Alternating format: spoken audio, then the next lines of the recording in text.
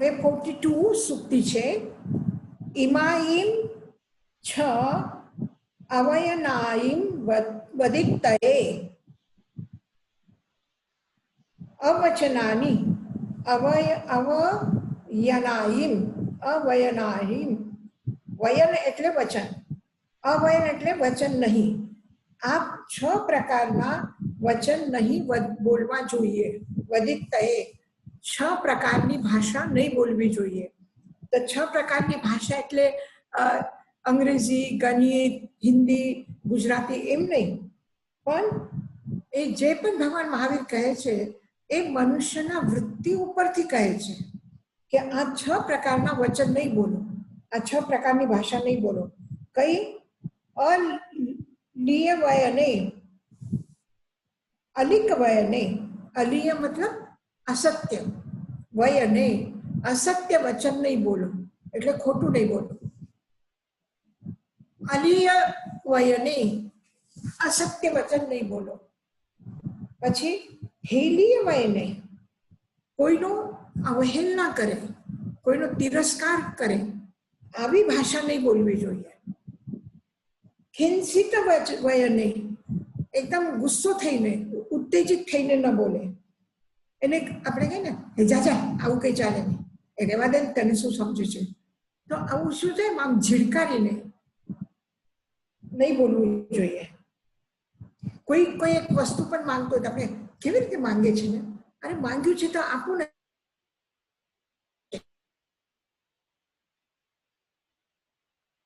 જે વૃત્તિ છે એ ક્રોધ પણ નથી, પણ તિરસ્કાર છે એમાં સામેવાળા વ્યક્તિનું. તો એ ઝાડી નાખે એવા વચન નહીં બોલો. 3 થઈ ગયા: અસત્ય વચન, અવહેલનાના વચન અને ઝીડકારી ઝાડી નાખે એવા વચન. હરુષ વયને કઠોર વચન, હરુષ કઠોર વચન. ગારથીય વયને, ગારથીય એટલે ગામડાના લોકોની જેમ, એનો મતલબ કે વગર વિચારે, લેમેન જેવી ભાષા વાપરે એવી રીતે નહીં. એને બાજારની ભાષા નહીં બોલે. ગારથીય વયને સમજાનું કે ગવાન જેને આપણે કહીએ, અથવા જેને કહીએ કે લેમેન જેવી રીતે વાત કરે એવી રીતે નહીં કરો. સભ્ય લોકો જેવી રીતે વાત કરે એવી રીતે વાત કરવી જોઈએ. મારા જ મને ના સમજ પડી. ગારથીય વયને એને ગામડાના લોકોની જેમ નહીં બોલો. હવે કોઈ પણ વ્યક્તિ આપણે કઈ તોછડું નહીં બોલો એમ અમારા. હા, તોછડીની ભાષા નહીં બોલવાની, તોછડવું નહીં બોલવાનું. વ્યુસવિત્તમ વાપુનો ઉદિરિત્તયે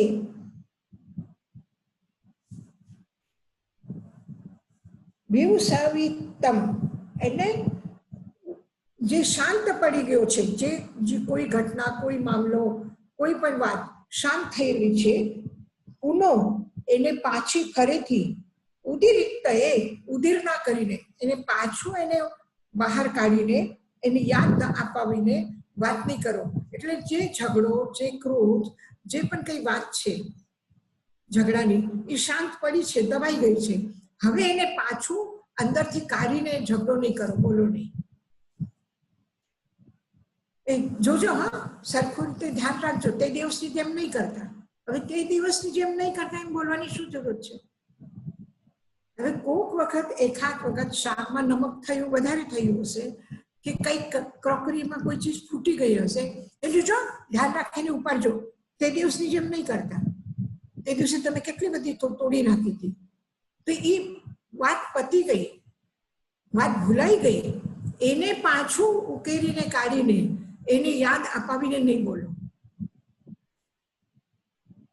એને આપણે જયારે મિચ્છામી દુક્કડમ કહીએ, એનો મતલબ શું છે કે કોઈની બીજાની ભૂલ થઈ હોય તો એને પણ આપણે માફ કરી દઈએ, અને આપણી કોઈ ભૂલ થઈ હોય તો એના માટે પણ આપણે માફી માંગીએ, સોરી કહીએ.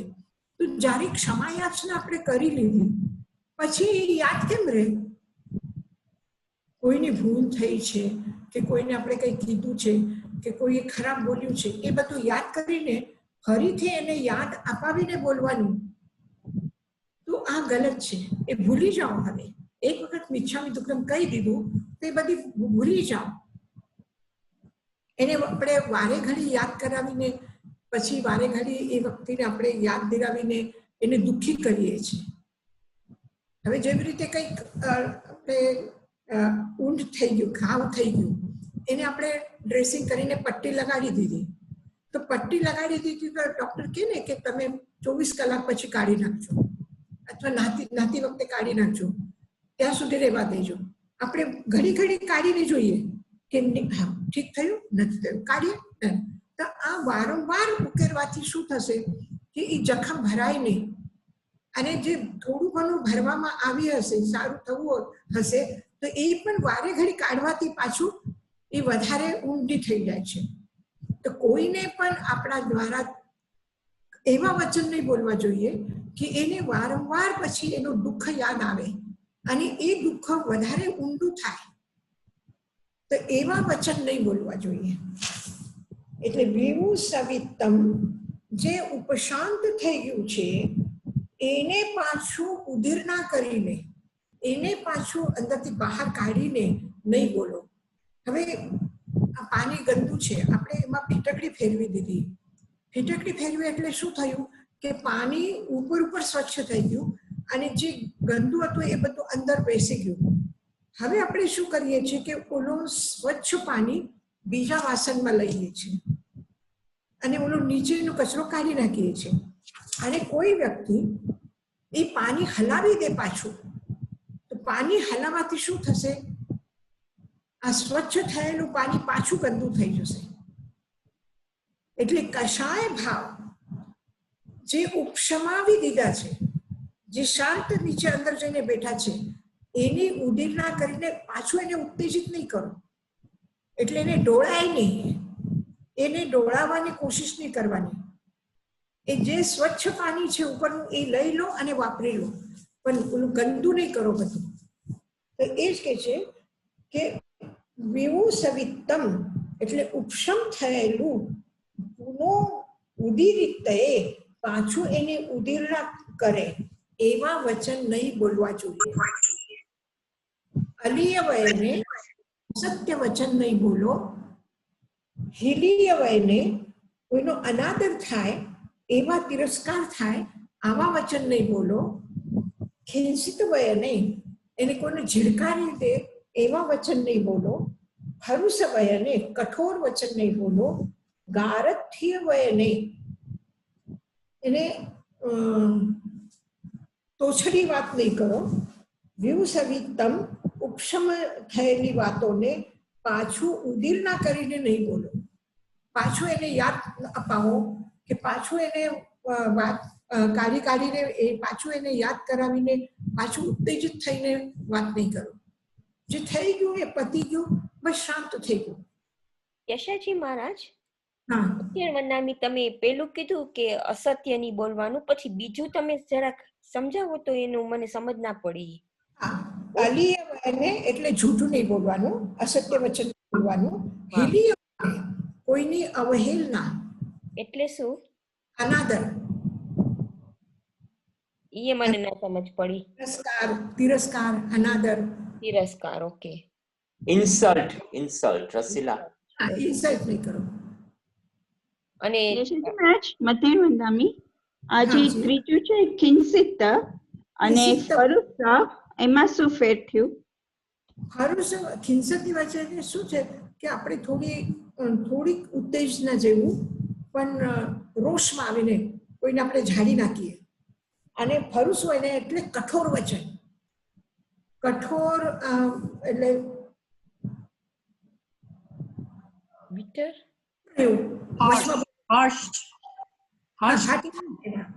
certain words which come out which are not good.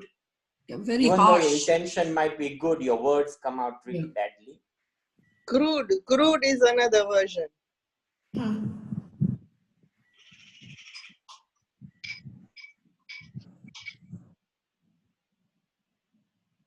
એક વ્યક્તિને ના પાડી છે કે ભાઈ આપ પ્લીઝ હું નહીં કરી શકું, મને આ સગવડતા નથી, તમે કેવું કહો છો, મારાથી નહીં થાય બધું. અને એ જ સૌમ્ય ભાષામાં કહી શકો છો, સમજાવીને કહી શકો છો. એક કઠોર ભાષા હરુસવય નહીં. એક આપણે કોઈ પણ વસ્તુ ઉપાડીએ, એક પથ્થર પણ ઉપાડવું હોય ભારી તો આપણે ઉપાડી શકશું, પણ એ પથ્થરમાં એમાં હાથમાં વાગે એવું પથ્થર હોય તો એને ઉપાડવું મુશ્કેલ થાય કે નહીં થાય? એ વધારે મુશ્કેલ થાય. કે જે કાંટા હોય, જેમાં એક પાંદડું કઈ ડાલી કઈ તોડવી હોય તો તોડી શકાય, પણ એમાં કાંટા લાગેલા હોય તો એને તોડવું મુશ્કેલ છે, કારણ કે કાંટા હાથમાં વાગે. પછી ઓલો ઘાસ ને તલકના કાંટા હશે ને તો પણ એવું ઘાસ પણ કાઢવું મુશ્કેલ, ઉપાડવું મુશ્કેલ થાય. વજન તો નહીં પણ હલકા પણ હોય, કાંટા હોય તો ન કરી શકે. તો એવી રીતે વચન પણ એવા છે કે જેના કાંટા વાગે બીજાને. કઠોર વચન ગારથીય વયને તોછડી વાતો વ્યુ સવિતમ વા પુનો ઉદિરિતએ, એટલે શાંત થયેલા વાતને ફરીથી કાઢીને ઉત્તેજિત થઈને ન બોલવું જોઈએ. જે થઈ ગયું પતી ગયું એ પતી ગયું.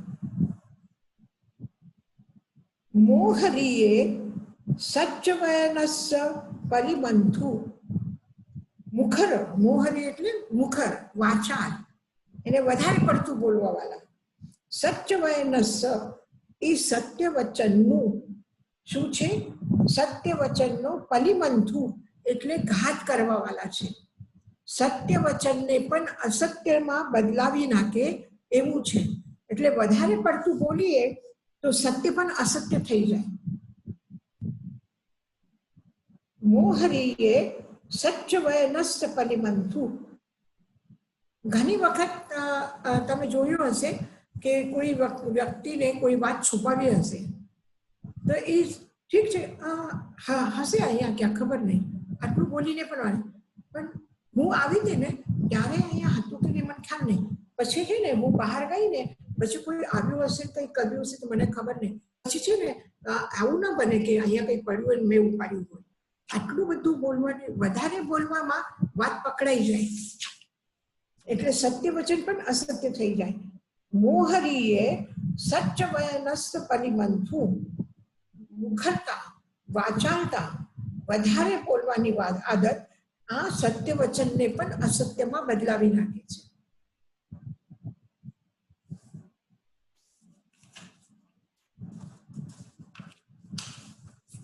આગળની છે 44. ઈચ્છા લોભિતે મુક્તિમગ્ગસ્ય પલિબંધુ. ઈચ્છા લોભિતે, લોભની ઈચ્છા, એટલે ઈચ્છા અને લોભ એક જ વાત છે. તો લોભ વધારે હોય એમાં એવી ઈચ્છાઓ મુક્તિમગ્ગસ્ય પલિબંધુ, મુક્તિનો માર્ગમાં બાધક છે, એને વ્યવધાન છે, બાધા છે. મુક્તિના માર્ગમાં જવામાં વચમાં બાધા છે, બાધક છે. કોણ? લોભ અટકાવી દે છે. ઈચ્છા લોભિતે, એને એક તો ઈચ્છા ઠીક છે કે જમવાનો ટાઈમ થઈ ગયો અને આપણે ભૂખ લાગી તો ખાવાની ઈચ્છા થઈ ગઈ, પણ એક આટલું બધું ઘરમાં સામાન છે છતાં પણ વધારે સામાન લાવવાની ઈચ્છા, એટલે લોભ. આપ પણ જોઈએ ઓલાબેન પાસે એ સારું હતું એ પણ લાવવું છે, અરે ઘરમાં છે એટલી બધી ખુરશીઓ, હજી નવી બે લાવીને શું કરવું છે, પણ ના ઓલાના ઘરમાં જોઈ ને એટલે મન થઈ ગયું લાવવાનું. મન શું થાય? લોભ છે. ઈચ્છા લોભિતે મુક્તિમગ્ગસ્ય પલિબંધુ, મુક્તિના માર્ગમાં બાધક છે લોભ. 12મા ગુણસ્થાનમાં 11મા ગુણસ્થાનમાં જ્યારે ઉપશમ શ્રેણી કરીને જીવ પહોંચે છે તો ત્યાંથી એ પાછું નીચે આવી જાય. એ શેના કારણથી આવે છે? ત્યાં સ્વંજલન લોભ જાગે છે. એટલે સ્વંજલનના લોભના કારણથી 12મા ગુણસ્થાનથી સીધું ચોથા સુધી પણ આવે, પાંચમા છઠ્ઠામાં પણ આવે, અને ત્યાં જો અટકી ન જાય તો પહેલા ગુણસ્થાનમાં પણ વયું જાય. તો આટલી બધી સાધના કરીને પાછા એ નીચે આવી જાય છે, પહેલા ગુણસ્થાન સુધી આવી શકે છે. અને 11મા ગુણસ્થાનમાં જો એ ઉપશમ શ્રેણીની કરે અને શપક શ્રેણી કરે, એટલે ઉપશમનો મતલબ જેવી રીતે આપણે પહેલા જોયું ને કે ઉપશમ થયેલા લોભને પાછું જાગૃત કરે, ઉદીર્ણા કરે એની, તો એને એટલે ઉપશમ શ્રેણી. અને શપક શ્રેણી એટલે ઉપશમ નથી લોભનું, અને શપક શ્રેણી છે એટલે ક્ષય થયું એટલે 11માંથી 12માં ન જાય ને સીધા 13માં જાય, અને ઉપશમ શ્રેણી વાળા 12મા ગુણસ્થાનમાં જાય. એટલે લોભ શું જે છે આ મુક્તિના માર્ગમાં બાધક છે, એ અટકાવી દેશે. યશોજી મહારાજ કેવો લોભ હશે? યશોજી મહારાજ એ લોભ શેનો હશે? કારણ કે વૈરાગ્ય આટલું હશે પણ લોભ શેનો હશે? નહીં, એટલે મેં એટલી સારી સાધના કરી, મને લોકો બધા સારું કે મારું યશ ફેલાય.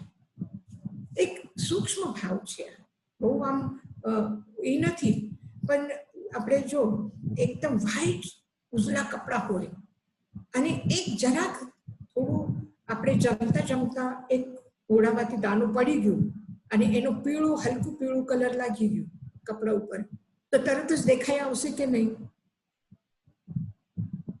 એ તરત જ દેખાઈ આવે. તો એવું નાનું ઝીણું છે એકદમ સ્વજલન લોભ, પણ એકદમ આટલી બધી ભાવોની વિશુદ્ધિ છે, અને એમાં એક સૂક્ષ્મ લોભ આવી ગયો તો એના લીધે બધું ડોળાઈ ગયું, પાણી સ્વચ્છ થયેલું પાણી ડોળાઈ ગયું. જીવવાની ઈચ્છા હશે? જીવવાની ઈચ્છા? ના, જીવવાની ઈચ્છા નહીં. જીવવાની ઈચ્છા નહીં, યશની ઈચ્છા. હા, યશની ઈચ્છા ને, હા બસ યશની જ થાય. યશોજી મહારાજ યશ જીવવાની ઈચ્છા નથી, યશ.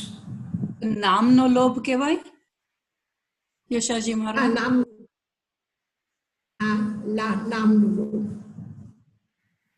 અને તમે જુઓ, યશ એટલે શું? એકદમ સાધારણ વ્યક્તિ પણ હશે ને, તો એ સાધારણ વ્યક્તિ શેના ઉપર આવે? કોઈ એમ બોલતા વાતમાં પણ કહી દીધું હોય નામ લઈને કે યશાજી આમ કર્યું, તો શું થાય? હું આખી વાત નહીં સાંભળું, પણ મારું નામ લે ત્યારે બરાબર મને સંભળાય. મને આમ કીધું, મારું નામ નહીં લેવાનું. હા, સાચી વાત છે. એટલે મને કોઈ ખોટું કે મને ન ગમે, તો મને સારું કે આ લોભ છે. થેન્ક યુ યશાજી મહારાજ. ઈચ્છા લોભિત તે મુક્તિમાં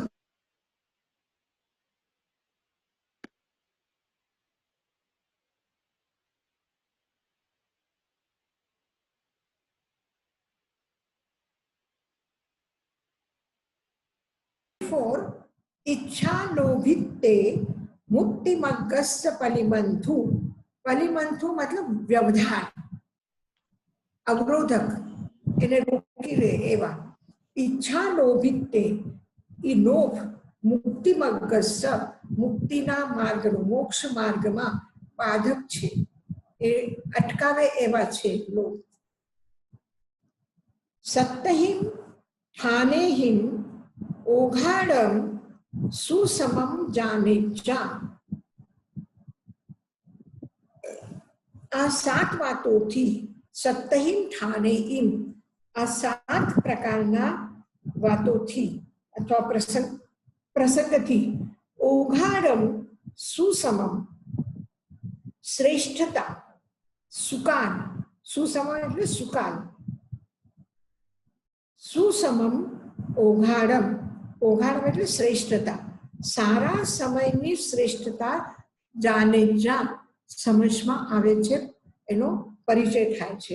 એટલે કોને સારું સમય કહેવાય?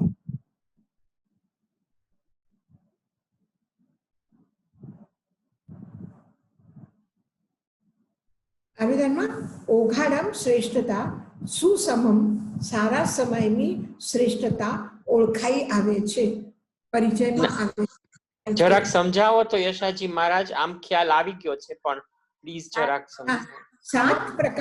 7 પ્રકારના આ તથ્ય છે જેનાથી અત્યારે પરિસ્થિતિ સારી છે, સમય સારું છે એમ જાણવામાં આવે છે. જાણવામાં આવે છે. સુસમય સારું સમય, ઓઘાડમ પરમ સારું સમય, શ્રેષ્ઠ સારું સમય, સપ્તહિમ ઠાનેહિમ 7 પ્રકારના પ્રસંગથી, 7 પ્રકારના વાતાવરણ વાતોથી આ સમય બહુ સારું છે એમ ખ્યાલ આવે છે. Okay, thank you. સપ્તહિમ ઠાનેહિમ ઓઘાડમ સુસમમ જાનેજા, અકાલે ન વરિસહી, અકાલ વર્ષા ન થાય.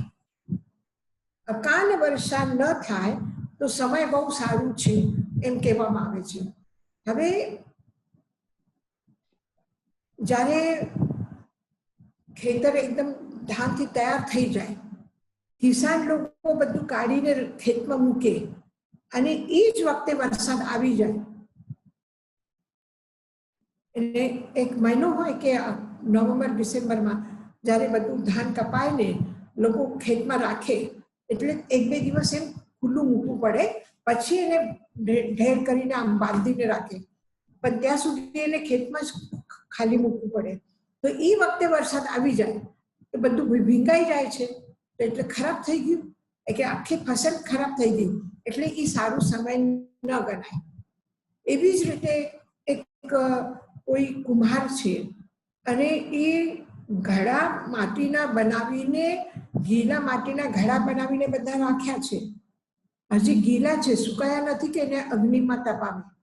અને આવા પરિસ્થિતિમાં જો વરસાદ આવી જાય, એટલે મોસમ જોઈને કરે ને કે હવે આ વરસાદ નહીં થશે અને આપણે આ કામ કરી લઈએ, અને કામ કર્યું ને જે બહાર બધું સામાન છે અને એમાં વરસાદ આવી ગયો, એટલે આ સમય શું થયું, સારું ન કહેવાય, શ્રેષ્ઠ ન કહેવાય, એટલે જેમાંથી નુકસાન થાય.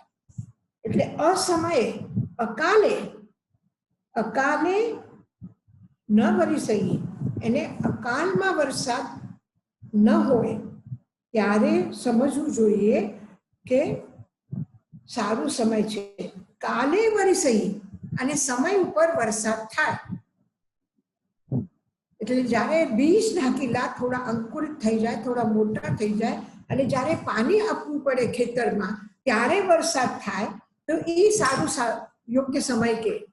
હવે જ્યારે કોઈ બીમાર હોય અને એ બીમાર વ્યક્તિને આપણે સાતા પૂછવા જઈએ અને એને વાત કરી, હા અમારા પાડોશી છે ને એને પણ આ જ બીમારી થઈ ગઈ હતી, ઘણી કોશિશ કરી, ઘણી દવા કરી, ઓપરેશન કર્યું પણ ન બચ્યા, તો આ સમય ઉપર આવી રીતે બોલવું જોઈએ? આવી રીતે બોલાય? આવી રીતે એ વખત તો એક બીમાર વ્યક્તિ છે, એને મનને એક ખુશ કેવી રીતે રહે, એ બીમારી કેવી રીતે ભૂલી જાય, આવી વાતો એને કરવી જોઈએ. અને એવું કોઈ બોલે કે ઓલાને આમ હતું એ મરી ગયા, ઓલાને આમ થયું એ મરી ગયા, તો એનું માથું શું થાય, વધારે દુઃખી થાય. એટલે શું, યોગ્ય સમયમાં યોગ્ય વાત કરવી એ સારું કહેવાય. એવી જ રીતે યોગ્ય સમય ઉપર વરસાદ થાય અને અયોગ્ય સમય ઉપર વરસાદ ન થાય તો આ સારું સમય કહેવાય.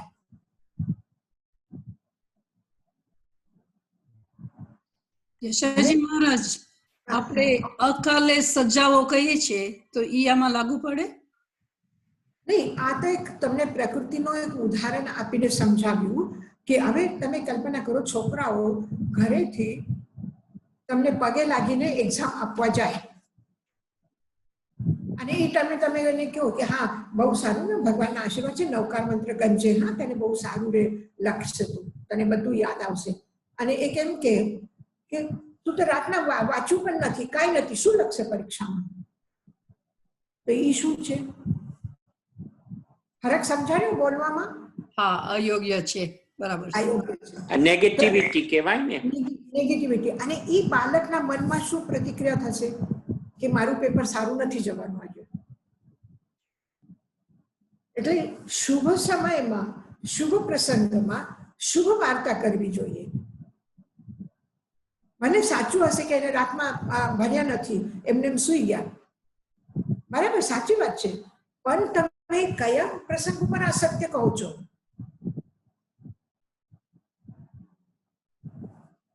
તો એનાથી એ શીખવાનું છે કે કયા સમય ઉપર શું. હવે વરસાદ થવાનું બરાબર છે, પણ એ વરસાદ પણ અકાલમાં થાય તો ખરાબ, અને સમય ઉપર થાય તો સારી. એટલે અકાલે ન વરસઈ કાલે વરસઈ. એટલે અકાલમાં વરસાદ થાય તો એ સારા સમયની શ્રેષ્ઠતા નથી. કાલે વરસઈ, સમય ઉપર વરસાદ થાય તો એ શું થાય? સારી કહેવાય. અસાધુ ન પૂજંતી, અસાધુની પૂજન થાય તો એ ખરાબ સમય ગણાય. કે જ્યારે લોકોના મનમાં સાચા અને ખોટાની ઓળખાણ નથી, તો આ સમય શું છે?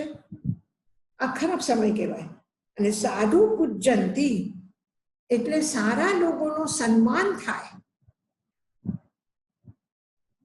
હવે જે આતંકવાદીનું ગ્રુપ છે, તો એમાં કોઈ વ્યક્તિ કઈ ખરાબ કામ કરીને આવે, કોઈને મારીને આવે, કોઈને કઈ કર્યું, બોમ્બ ફેંકીને આવે, તો પછી એ શું કહેવાય? એનું સન્માન કરે એના ગ્રુપના લોકો. એટલે શું થયું? અસાધુની પૂજા કરે છે.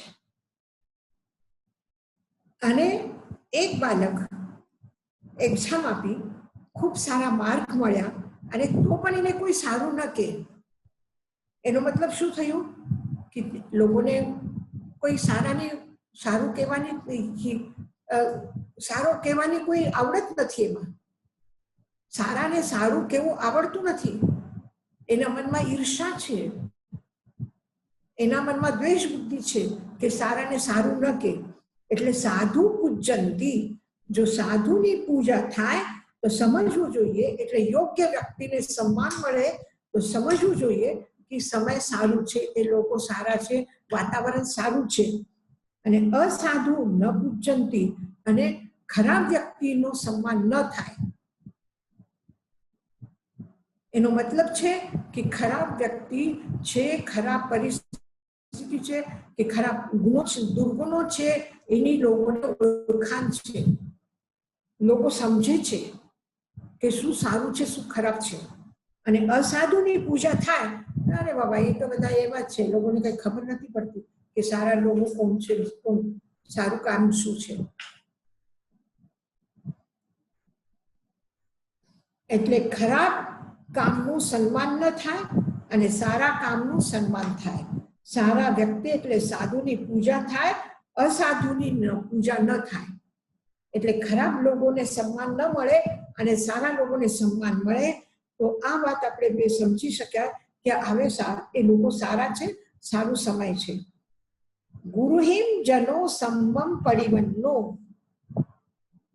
જે પરિવારમાં ગુરુજનો સાથે અથવા વડીલો સાથે સંવમ પરિવન્નો સારું વ્યવહાર થાય છે, તો એ ઘરને તમે શું કહેશો? જે ઘરમાં તમે જાઓ અને જુઓ તમે કે ત્યાં વડીલોનો સન્માન થાય છે, ગુરુજનોનો સન્માન થાય છે, મોટાઓને માન આપવામાં આવે છે, તો આપણે શું સમજીએ? બહુ સારું ઘર છે, બહુ સારા પરિવારના લોકો છે. અને એ ન થાય તો ગુરુજનોનો અપમાન થાય તો તમે સમજો નહીં ભાઈ આ કઈ પરિવારમાં સારા સંસ્કાર નથી. એક છોકરી જોવા જાઓ તો ખાલી એમ થોડી છે કે છોકરીને જ તમે જોઈને આવો. એ પણ જુઓ છો કે ત્યાં આપસમાં લોકો કેવી રીતે વાતો કરે છે, ત્યાં એકબીજાને શું સમજે છે, એકબીજા સાથે કેવો વ્યવહાર કરે છે, એ પણ તમે જુઓ ને. એટલે એના વ્યવહારથી છોકરીમાં કેવા ગુણો હશે એ તમને ખબર પડે છે. એનો મતલબ શું થયું? આ સારો પરિવાર છે એ કેવી રીતે ખબર પડે? કે જ્યાં મોટાઓનું સન્માન થતું હોય, વડીલોનું સન્માન થતું હોય, એના સાથે સારો વ્યવહાર થતું હોય તો એ પરિવાર સારો. મનો સુહતતા વહી સુહતતા, મનમાં પણ બધાના સારા ભાવો છે અને વચનમાં પણ સારું વચન બોલે છે. અને નહીં મને મનમાં એવું કઈ નહોતું પણ બોલાઈ ગયું એવું નહીં. મનમાં પણ લોકોના માટે પ્રેમ છે અને વાણીમાં પણ પ્રેમ ઝલકાય છે. હા મને બહુ પ્રેમ છે, હું બધાને બધું સરખું રીતે રાખું છું અને કોઈ આમ હા બેસી જાઓ જમવા, તમે જ રહી ગયા હતા જમવાના, એમાં શું મતલબ? તો એ શું થયું? એટલે વાણીમાં પણ પ્રેમ, વાણીમાં પણ શુભતા અને મનમાં પણ શુભતા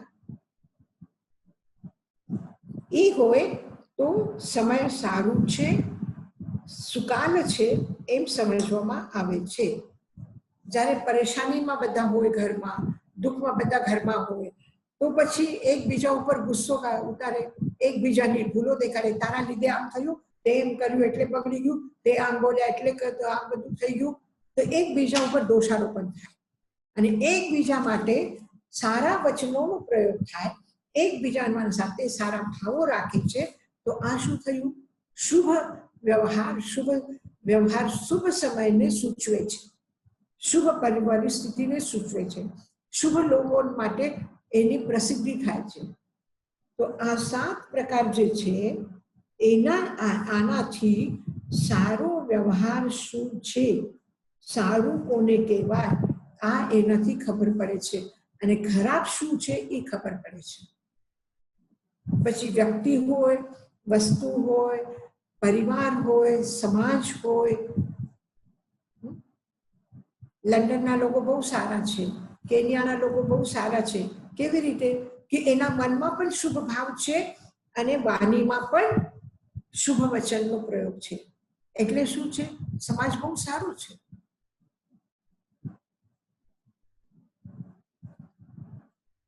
અભિધ્યાનને કોઈને કઈ પૂછવું છે આમાંથી? તો યશાજી મહારાજ, જેમ જોશનાએ કહ્યું, આપણે સ્વાધ્યાયમાં પણ આપણે કયા ટાઈમે કરવો જોઈએ, કયા ટાઈમે ના કરવો જોઈએ, એ આમાં આવી શકે કે નહીં? હા, આવી શકે. એટલે કયું સ્વાધ્યાય માટે કયું સમય સારું, તમે ખાલી સ્વાધ્યાય માટે સમયનું જ નહીં જુઓ કે કાલિક છે કે ઉત્કાલિક છે કે સ્વાધ્યાયનો ટાઈમ છે કે નથી ટાઈમ થયું, અત્યારે ભક્તામર બોલાય કે ન બોલાય, અત્યારે ઉત્તરાધન બોલાય કે ન બોલાય, એ જ નહીં. પણ કોઈ બીમાર હોય, સેવાની એને જરૂરત છે અને એ વખતે કે ના મારો તો સ્વાધ્યાયનો ટાઈમ થઈ ગયો, હું તો સ્વાધ્યાય કરું, અને કે મને પાણી કરે, અથવા છોકરાઓને સ્કૂલે જવું છે, છોકરાઓને ટિફિન તૈયાર કરવા છે, એના ડ્રેસ તૈયાર કરવા, અને એ મૂકી નહીં અત્યારે તમારો સ્વાધ્યાયનો સમય છે. તો એ શું થયું?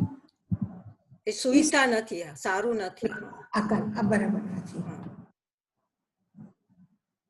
અને તપ મૂકે એનું આપણા ઘરમાં કોઈ પ્રસંગ હોય, બધાની જમણવારી હોય અને એ સમયમાં કે નહીં મારે તો ઉપવાસ છે, તો બધાના મન દુઃખી થાય ને.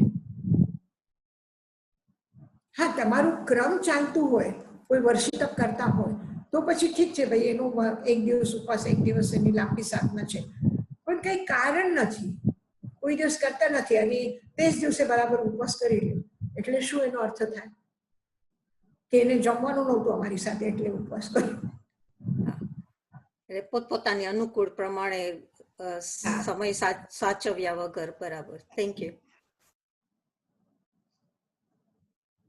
એટલે ગમે તે પેટ ભરાઈ ગયું અને પછી તમને ભાવતી વસ્તુ કોઈ લાવીને આપે અને તમે ના ખાવું પડશે, ખાઈ ના શકીએ આપણે, પણ એ સમય ઉપર જો આપવામાં આવે તો પછી એની કિંમત છે.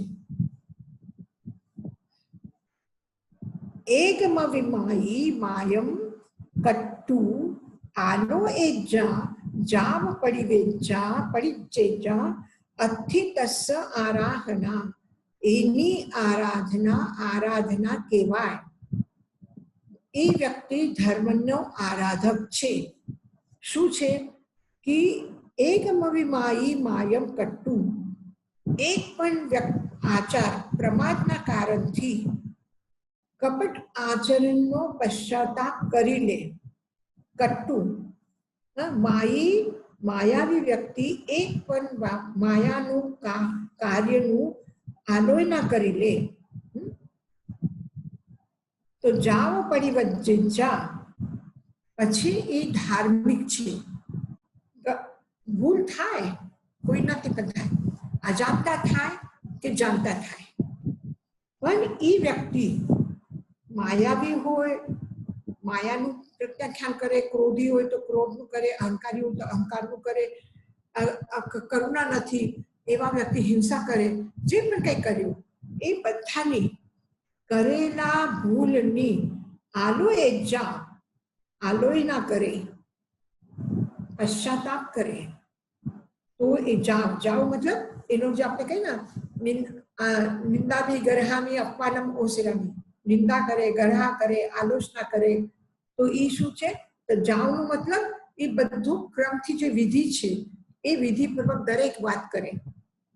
જાવ પડી વેચા તો પછી એ શું થાય છે? હૃદયથી શુદ્ધ થાય છે. અસ્થિતસ્ય આરાધના, એની આરાધના જે કરે છે એને જ આરાધના કહેવામાં આવે છે. એ આરાધક છે.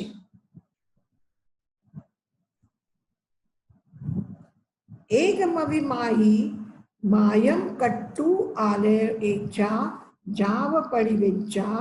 જો પ્રમાદવશથી જે પણ કે કપટાચરણ કર્યું એનો પશ્ચાતાપ કરવામાં આવે અને હૃદય સરળ થઈ જાય, શુદ્ધ થઈ જાય, તો એ વ્યક્તિ ધર્મનો આરાધક છે. એટલા માટે કહ્યું છે ને કે તમે દુર્ગુણોને ઘૃણા કરો, દુર્ગુણીની નહીં. પાપની ઘૃણા કરો, પાપીની ઘૃણા નહીં કરો. ક્રોધ, માન, માયા, લોભ, વિષય, વાસના, હિંસા, ઝૂઠ, ચોરી, અબ્રહ્મ, પરિગ્રહ, એ બધું એની આલોચના કરો, પણ વ્યક્તિની આલોચના નહીં કરો. વ્યક્તિ ધાર્મિક થઈ શકે છે, પણ એની જ આલોચના કરવા બેસું તો એને ધર્મ કરવાનું કે એનો પશ્ચાતાપ કરીને શુદ્ધ થવાનો અવસર જ ન મળે. પછી એટલે તિરસ્કાર નહીં કરવો પાપીનો. કોઈને ભૂલ થઈ ગઈ હોય તો એના પ્રતિ ઘૃણા કરીને, એના પ્રતિ ક્રોધ કરીને, એને ધક્કા મારીને ઘરના બહાર કાઢી મૂકે તો એ બરાબર નથી. પણ એને ખબર પડીએ, એને બતાવીએ, જે પણ રીતે બતાવી શકો, જે યોગ્ય લાગે એ રીતે, પણ એને સમજાવીને બતાવીને કહીએ કે તારી આ ભૂલ છે, આ ક્રોધ કર્યું, આ કપટ કર્યું, આ માયા કરી, અને એને એક સુધારવાનો મોકો આપીએ, પશ્ચાતાપ કરવાનો. અને એ પશ્ચાતાપ કરીને શુદ્ધ થાય તો એ પણ આરાધક છે, વિરાધક નથી. મધ્ય સ્વભાવ ના થઈ નહીં. એ વ્યક્તિને શું સમજવું જોઈએ?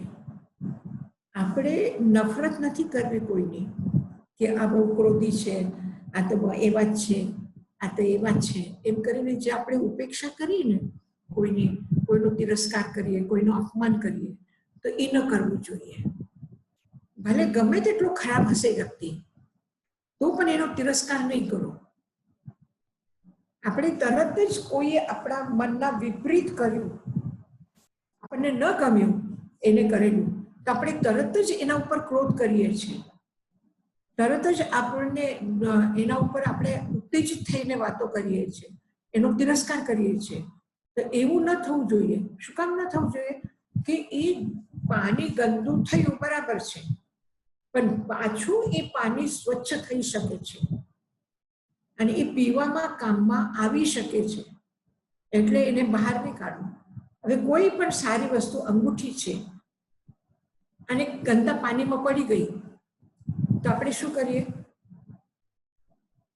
બહુ કિંમતી અંગૂઠી છે, હીરાની છે, અને એ બાથરૂમમાં એમાં પડી ગઈ તો શું કરીએ? આપણે તરત જ એને લઈએ, આપણે હાથ નાખીએ, એમાં ગંદુ થઈ જાય હાથ, પછી પાછું આપણે કાઢીએ, પાછું અંગૂઠી ધોઈએ, હાથ ધોઈએ, અને પાછું આપણે એને પહેરીએ છીએ. તો એ વસ્તુની નફરત, વ્યક્તિની નફરત નથી કરવી, કારણ કે એ સુધરી શકે છે, એ પાછું સારું. હવે આપણે રસોઈ કરીએ તો શું કરીએ? વાસણ ફેંકી દઈએ? એ જ વાસણ પાછા ધોઈને પાછું એમાં આપણે રસોઈ કરીએ છીએ. રસોઈ કરવા માટે કેવા વાસણ જોઈએ? એકદમ સાફ સ્વચ્છ જોઈએ, કિચન એકદમ સાફ જોઈએ, અને પછી આપણે રસોઈ કરવા જઈએ. પણ એ ગંદુ થઈ જાય, એ બધું થઈ જાય, પછી રસોઈ એમાં કરીએ અને એ આપણે જમીએ છીએ. પણ એ ગંદા થયેલા કિચનમાં પાછું આપણે સાફ કરીએ ને, એ કિચનને સાફ કરીને પાછું ત્યાં બનાવી તો આપણે ખાઈ શકીએ, પણ ગંદકીમાં જ આપણે પાછું બનાવ્યું અને ખાવા બેસું તો ભાવે નહીં? ભાવે નહીં, ખાઈ શકીએ. એટલે ગંદકીને સાફ કરો, પણ વાસણ નથી ફેંકી દેતા, કિચન નથી બદલાવતા રોજ રોજ કે આ બહુ ગંદુ છે. પ્રત્યેક ઘરમાં મંદિર રાખીએ છીએ, પૂજાનું સ્થાન રાખીએ છીએ, તો બાથરૂમ પણ છે ને, પણ બાથરૂમની સફાઈ કરીને પાછા આપણે બાથરૂમમાં જઈએ છીએ. એની ઘૃણા તો નથી કરતા ને.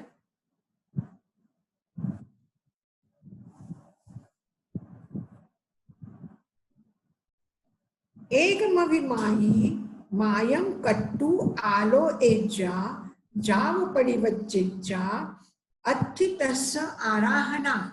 એ આરાધક છે, તમે એને વિરાધક કહીને એનો અપમાન નહીં કરો. એટલે મિથ્યાત્વ પણ ગુણસ્થાન છે. મિથ્યાત્વની આલોચના કરીને મિથ્યાત્વમાં ગુણસ્થાનમાં ન ગણ્યું એમ નથી કે અહીંયા તો બધું ગુણનું સ્થાન છે, તો એમાં મિથ્યાત્વ ગુણસ્થાન કેમ આવ્યું? અહીંયા તો સંવ્યક્ત ગુણસ્થાન છે, અહીંયા તો અવ્રત ગુણસ્થાન છે, સર્વવ્રત વિરતિ ગુણસ્થાન છે, અપ્રમત્ત પણ ગુણસ્થાન છે, પ્રમત્ત પણ ગુણસ્થાન છે. તો અપ્રમત્ત અવસ્થા બરાબર છે, પ્રમત્ત અવસ્થા ન હોવી જોઈએ. તો પ્રમત્ત અવસ્થા છે છઠ્ઠામાં પાંચવામાં, તો એ ગુણસ્થાન કેમ કહેવાય? તો એકમવિમાયી માયમ કટ્ટુ આલો એજા જાવ પડિવજ્જેજા અત્તિતસ્સ આરાધના. એની આરાધના છે, એ આરાધક છે. એકમવિમાયી માયમ કટ્ટુ, માયાની કટુતાની આલોચના કરે, નિંદા કરે, ગરહા કરે, અપમાનમ ઓસિરામી, એનું વિસર્જન કરે ગલતીનો, તો એ શુદ્ધ થઈને ધર્મારાધક બને છે. એ વિરાધક નથી. એમને કે તે પાપ કરે એટલે બસ અમારા ના જ્ઞાતિના નથી, એનો જ્ઞાતિ બહાર કાઢો એમ નહીં.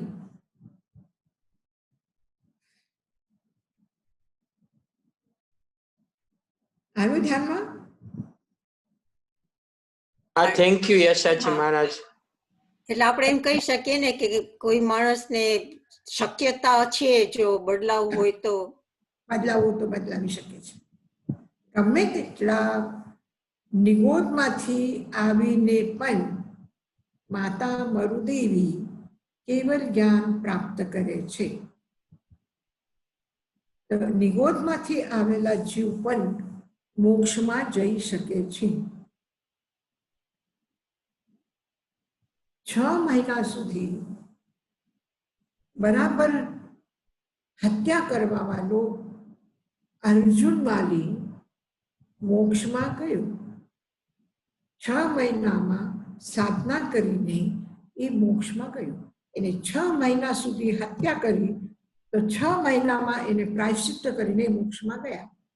એટલે દરેક વ્યક્તિમાં, દરેક પરિસ્થિતિમાં એમાં સંભાવના છે. સોનું સોનું છે, એ તમારા શોરૂમમાં સજાવીને આભૂષણ બનાવીને રાખેલા છે, દાગીના બનાવીને રાખેલા છે, તો એ પણ સોનું છે.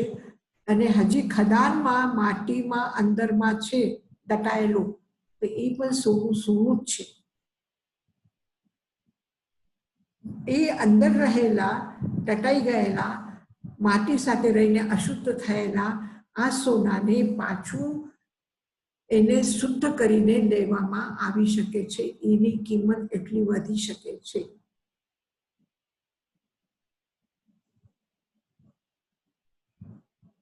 અસૂયાનમ ધમ્માનમ સમ્મમ સુનનયાએ અબુઠ્ઠિયમ ભવતી. હવે આ 4 સૂત્ર ખૂબ જ સારા છે કે તમે હંમેશા તૈયાર રહો. હંમેશા તૈયાર રહો. શા માટે તૈયાર રહો? अबुठ्ठियम भवई। मनुष्य को बोल क्या जाती है भाई, महाराज को पूछ ले, माता महाराज अभी करेंगे क्या? अबुठ्ठियम अबुठ्ठेयवम भवई भवती, तत्पर रहो, अभ्युत्थ उभा रहीने एकदम बस चालवामां तैयार रहो.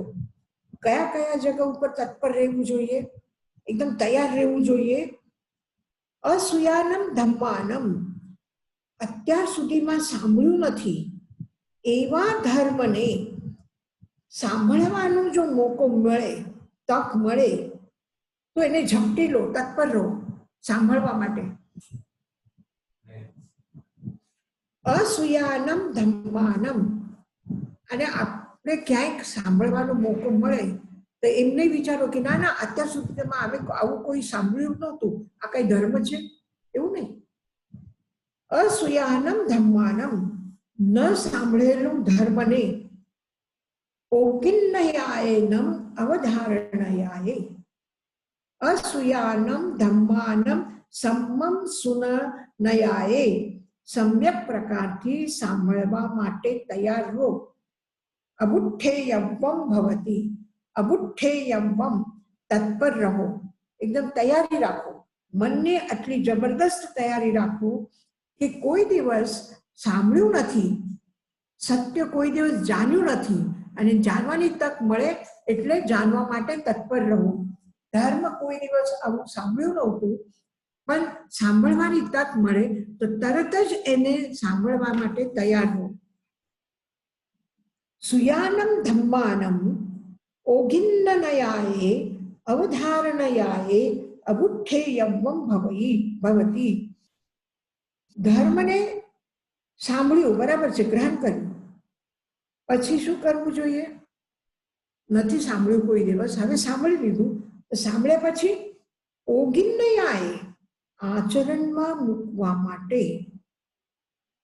ઓગિન્નયાયનમ અવધારણયાએ, એની ધારણા કરવા માટે, એની પાક્કી ધારણા કરવા માટે. આજે સાંભળ્યું, ઠીક છે, સાંભળીને આવી ગયા, કપડા ખંખેરીને પાછા આવી ગયા, આપણે બધું છાડી દીધું, સાંભળેલું કાલે વયું ગયું, હવે આજ આપણે પાછા એવા ને એવા, એવું નહીં. જે સાંભળ્યું છે એને ગ્રહણ કરો, આચરણમાં મૂકવા માટે તૈયાર રહો. સાંભળીને આવ્યા કે ક્રોધ નહીં કરવું જોઈએ, અને આવીને તરત જ હવે હજી જમવાનું તૈયાર નથી, કેટલી વાર રાહ જોવું પડશે, તરત જ ક્રોધ કરવા માંડે. હવે સાંભળીને આવ્યા, ક્રોધ નહીં કરો, પણ એટલી વાર પણ શાંત રહીને, કઈ વાંધો નહીં, નથી બન્યું તો તું જલ્દી કરી લે, અમને હવે આરામ કરવાની જરૂર છે.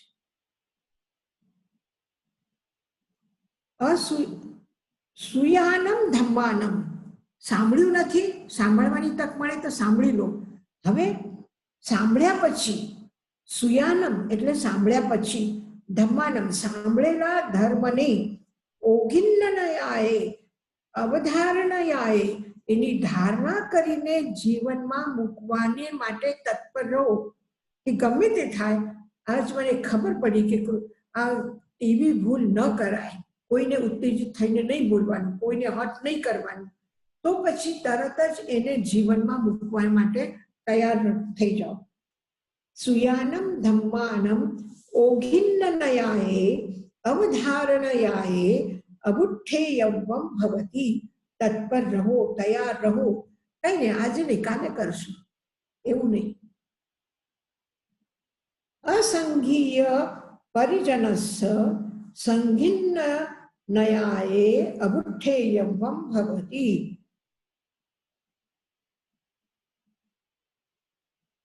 असंघीय परिजनस्य जे अनाश्रित છે, असहाय છે, असंघीय परिजनस्य परिवाરના પરિચિત લોકોમાં કોઈ પણ જે તમારા જાણકારમાં છે આવા વ્યક્તિ અસંઘીય અસહાય હોય તો સંગીનયાએ એને સહાયતા આપવા માટે, એને સહયોગ આપવા માટે, એને આશ્રય આપવા માટે હંમેશા અબુદ્ધેયત્વં ભવતિ, તૈયાર રહો.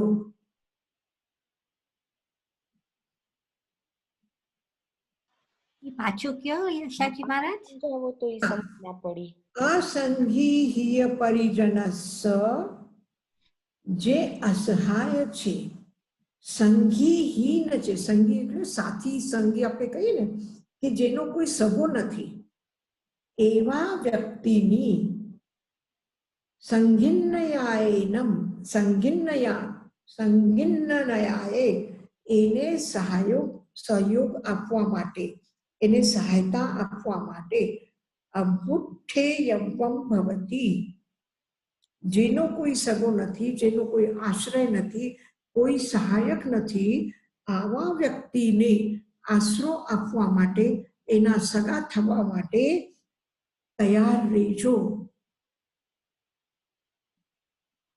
જેનાથી અત્યાર સુધી આપણે ધર્મની ને સાંભળીને આપણું કેવી રીતે આપણે બદલાય એ આવ્યું ને. હવે આ એમ કે છે કે કોઈ ગમે તે માણસને જરૂર પડે તો એને બીજું કોઈ ના હોય તો એને તમે અપનાવી લો, એને સહાયતા આપો. હા, ઓકે.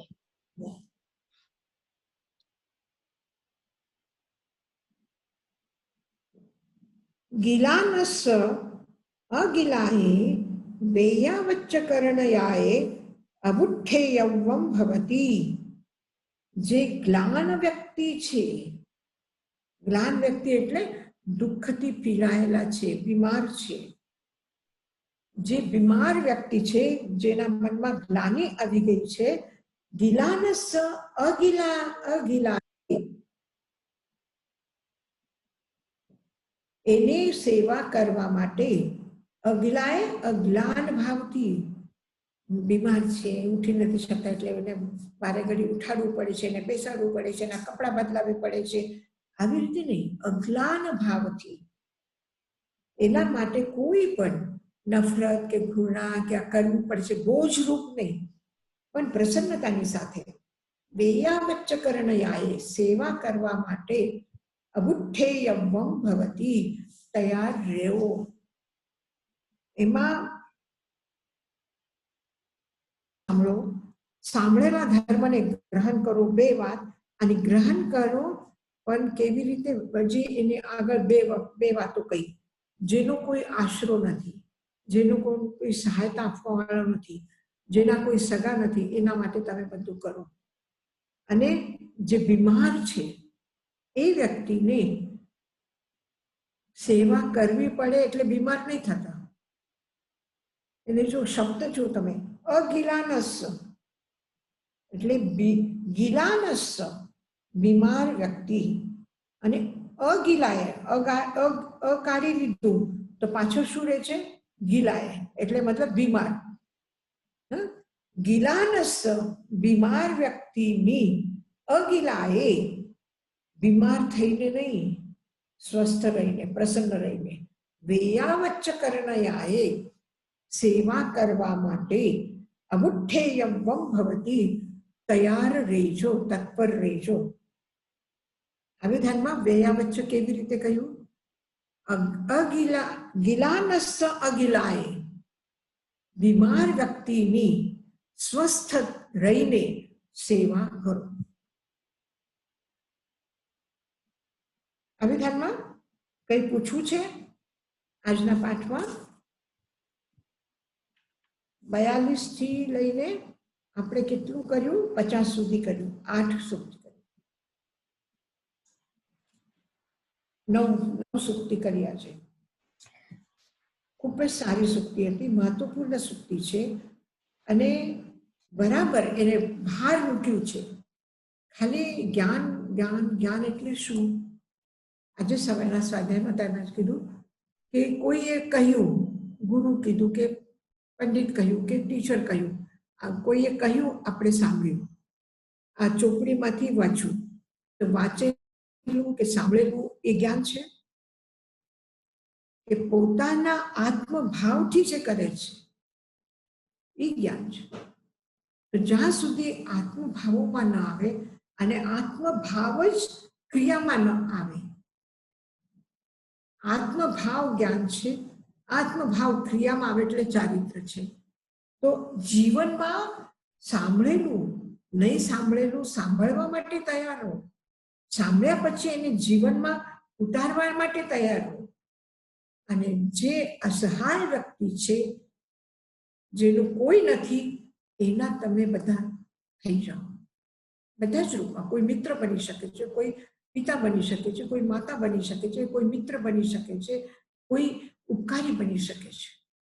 જે બનો, જે રિશ્તા બાંધવો હોય, પણ એનો સગો થઈને કામ કરો, એના સહાય કરો, એને સહયોગ આપો. અને જે બીમાર વ્યક્તિ છે, એ બીમાર વ્યક્તિને તમે પોતે મનથી બીમાર નહીં થતા, બીમાર થયા વગર સ્વસ્થ થઈને સ્વમાં રહીને, સ્વસ્થનો મતલબ શું છે? સ્વ એટલે સ્વ, સ્વમાં સ્થ મતલબ રહેવા વાળું, એ સ્વસ્થ છે. જો ગ્લાન ભાવમાં ગયા, જો કમજોરી આવી ગઈ મનમાં કે શું કરવું છે, બીમાર લોકો તો એવા રોજ બીમાર થતા હોય છે, કોની સેવા કરશો? તો પછી એ ગ્લાન ભાવ છે. તમે પણ પોતે બીમાર થઈ ગયા, નહીં કરો. અગ્લાન ભાવથી, અગિલાએ અગ્લાન ભાવથી વેયાવચ્ચ કરણયાએ સેવા કરવા માટે અમુઠ્ઠેય વમ ભવતી, એને જે જ્ઞાન પ્રાપ્ત કર્યું છે એ જ્ઞાન આચરણમાં મૂકવા માટે તૈયાર રહેજો. આ વિધાનમાં યશુજી મહારાજ, જ્યારે સેવા કરતા હોય ત્યારે જ્ઞાન ભાવ આવી જાય તો એ કેવી રીતે કાઢવાનું? એવું છે કે સૌથી પહેલા આપણે મનને આપણે તૈયાર કરીએ, જ્યારે સેવા કરવાનું મોકો આવે, જ્યારે કરવું પડે, કે હું જે પણ કરું છું ખૂબ પ્રસન્નતાપૂર્વક કરીશ. પ્રસન્નતા છોડીને કરવાનું પછી કામ પણ, એ ધર્મ પણ બોજરૂપ લાગે છે, એમાં ઇન્ટરેસ્ટ આવતો નથી. અને ઇન્ટરેસ્ટ ના આવે તો ભાવ, જો પ્રસન્નતા ન હોય તો ભાવ શુદ્ધિ કેમ થશે? ભાવ શુદ્ધિ ન થાય તો નિર્જરા કેવી રીતે થશે?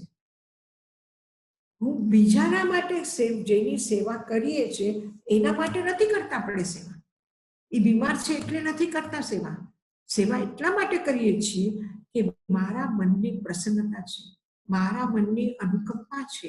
મેં જે ધર્મ સાંભળ્યું છે એ ધર્મ મને પ્રેક્ટિકલી કરવાનું અવસર મળ્યું છે, તક મળી છે, એટલા માટે હું કરું છું. કરો તો પછી જ્ઞાન. થેન્ક યુ યશાજી મહારાજ. તો યશાજી મહારાજ, મારે એક ક્વેશ્ચન પૂછવો હતો કે તો આ જે ભાવ છે એ ઓટોમેટિક તો ના જાગે, એટલે એની આપણે થોડું પુરુષાર્થ તો કરવું પડે ને? પુરુષાર્થ એટલા માટે થાય છે કે ઘણી વખત તમે એમ અનુભવ કર્યો હશે કે આપણે કંઈ લખીએ છીએ, જે આપણા વિચાર આવે છે આપણે લખીએ છીએ. આપણે લખતા લખતા લખતા એ જે વિચાર આવે છે લખીએ છીએ, અને લખતી વખતે એ લખીએ છીએ એક વિચાર, ત્યાં સુધીમાં બીજો વિચાર આવે અને નીકળી જાય છે. અને આપણે પકડવાની કોશિશ કરીએ છીએ કે શું વિચારતું, શું વિચારતું. હજી આપણે એક વિચારને લખીએ છીએ ત્યાં સુધીમાં બીજો આવે છે ને વયું જાય છે. જેવી રીતે કલ્પના કરો કે એક પાણીના પ્રવાહમાં કોઈ સારી વસ્તુ આવે છે અને આપણે એક લીધી અને એક લઈને આપણે મૂકી, ત્યાં સુધીમાં બીજું આગળ વધી ગઈ. તો એવી રીતે આપણા ભાવો, આપણા વિચારો આટલા પ્રવાહમાં આવે છે તો એ પકડવામાં આપણે પ્રમાદ થઈ જાય, એ પકડમાં આપણે આવતું નથી, એટલે આપણને એવું લાગે કે આપણે મનમાં ભાવ જાગતા નથી એવું લાગે છે, પણ નથી, એ આપણે એને પકડતા નથી. એ સારી તક મળે છે. ઘણાઓને દેખાય છે કે આપણે અત્યારે મોકો સારું છે,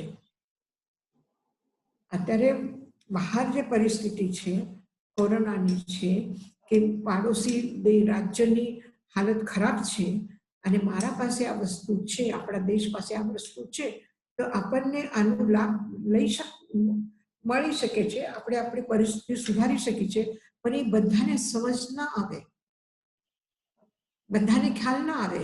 જેનું વિઝન હોય એને ખ્યાલ આવે છે. તો જે નાનો ભાવ જાગ્યું એનો પુરુષાર્થ કરો, એને પ્રગટ કરો. એને પુરુષાર્થ આપણો એટલું છે કે એ વહીને આગળ ન જાય, એ હાથમાંથી છટકી ન જાય, એટલા માટે પુરુષાર્થ જોઈએ. હાથમાં વસ્તુ છે અને છટકી ન જાય એટલે આપણે શું કરીએ કે જરા સરખી રીતે પકડી રાખીએ, છટકી ન જાય એટલે ગાંઠ બાંધીને રાખીએ છીએ. તો એ આપણો પુરુષાર્થ છે. પણ અંદરના ભાવ હોય જ, અને પુરુષાર્થ કરવાથી પછી જલ્દી આપણે એને બીજા ભાવને પકડી શકીએ, બીજા ભાવ દેખાઈ આવે છે. બરાબર, ખ્યાલ આવી ગયો. Thank you.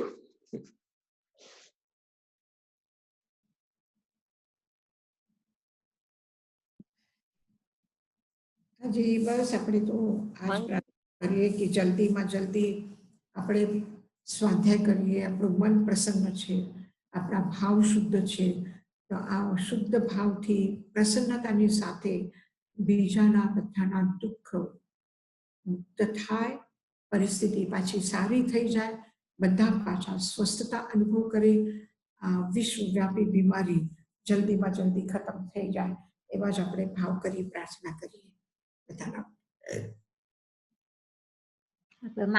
માંગલિક કરીએ યશાજી માતા. હાજી, માંગલિક કરીએ.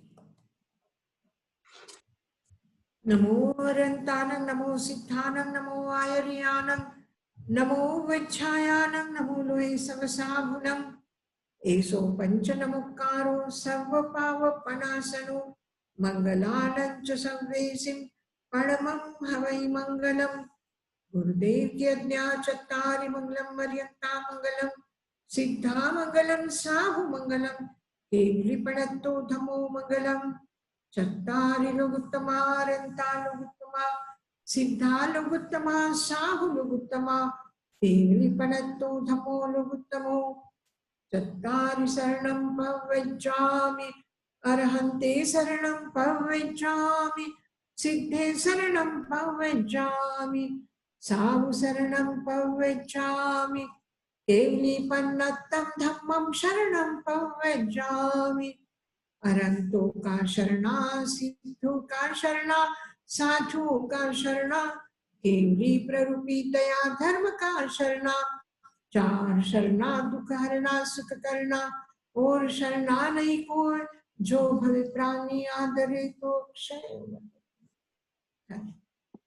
મથેણ મંદાણી